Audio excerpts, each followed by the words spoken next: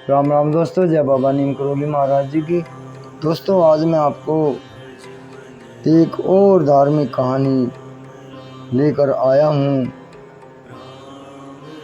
महाकवि सूरदास जी की छोटा सा प्रसंग है दोस्तों।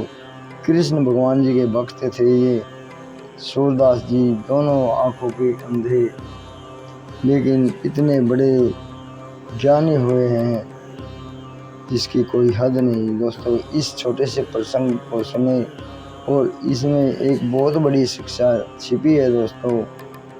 तो उस शिक्षा के लिए मैं आपको इसे सुना रहा हूँ। सूरदास की भक्ति।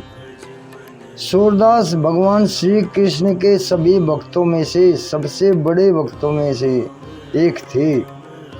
वह श्री कृष्ण से इतना प्रेम करते थे कि उन्होंने उनके सम्मान में 1,00,000 से भी ज़्यादा भक्ति गीत लिखे।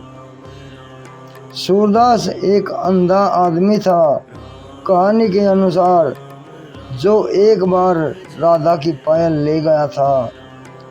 जब वह उसका पीछा कर रही थी, जब उसे वापस करने के लिए कहा गया तो उसने यह कहते हुए इनकार कर दिया कि वह उसकी पहचान की पुष्टि नहीं कर सकता क्योंकि वह अंधा है।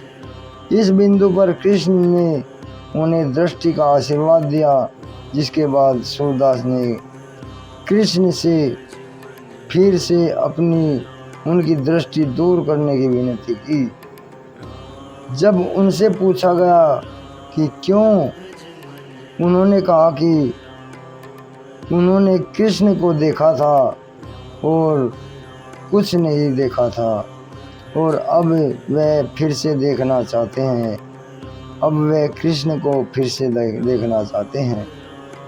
तो दोस्तों, इसमें सूरदास जी को आंखें दे देते हैं कृष्ण भगवान जी, लेकिन उन्हें दुनियादारी तो दिखाई देने लगती है, लेकिन फिर उन्हें कृष्ण भगवान जी नहीं दिखाई देते। तो वे भगवान से प्रार्थना करते हैं, सूरदास जी, भगवान मेरी आंखें वापस ले लो और मुझे अंधा ही कर दो।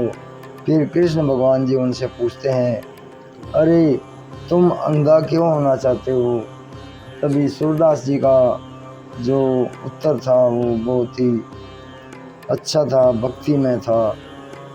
तो सूरदास जी कहते हैं कृष्ण भगवान जी को, हे भगवान, जब मेरी आंखें नहीं थी तब मैं आपका रोज़ दर्शन किया करता था, लेकिन अब मुझे आंखें मिल गई हैं, लेकिन अब आप मेरी आंखों से ओझल हो गए हो मेरे भगवान।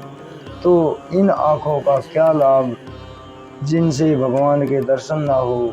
मेरे प्रभु, सबके ऊपर कृपा करो। तो दोस्तों, ये बहुत ही अच्छा भक्ति प्रसंग है सूरदास जी का। बाबा नीम करोली जी की शरण में बैठकर, श्री राम जी की, शिव शंकर भोलेनाथ जी की, इनकी शरण में बैठकर आपको मैं एक धार्मिक गाथाएं सुनाता हूँ छोटी छोटी।